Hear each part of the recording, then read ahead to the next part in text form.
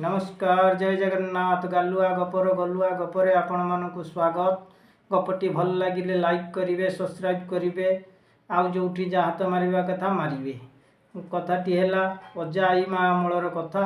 सेते बेले एलोपैथी चिकित्सा सुविधा न थाए, सेते बेले एलोपैथी चिकित्सा सुविधा न थाए। होमिओपैथी चेरमूली आउ आयुर्वेद चिकित्सा लोक मैंने भल होते।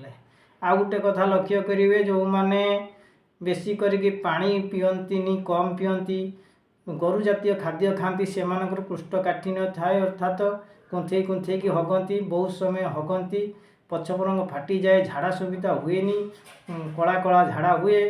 से भाया परिस्थिति सेत बड़क गोटे स्त्री लोकर सी झाड़ा हलानी, सी कौन कलाना वैद्यराज कति गला। वैद्यराज बा कविराज कति गला। कविराज बुढ़ा कहला गोटे काम कर, गुड़ा को 2 टाइम घसीबू, ता सहित गोटे चेरमूली देला, कहला छेचिकी बाटिकी कुटिकी फेंटिकी पीदेबू।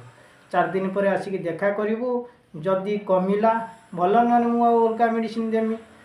3-4 दिन पर जाकि पुणी से स्त्री लोक पहुँचला, कहला मोर किसी है कहीं तोते गुड़ा घसते कही घसती ना, कहला घसी घसिकी नाला पकईदेनी तथापि मोर है।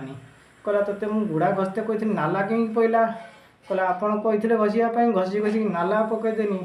पछ पाखे घास केरे थिला, तोते पछर घसते कही ना। वैद्यराज कह, कहला तू कौटी घसुलु कि ना, मलद्वार घसुनी, तोते मुझे दांत घसते कही तू पछर कहीं घसुलु कि, से नहीं छाड़ूनी। हरि ओम हरि ओम।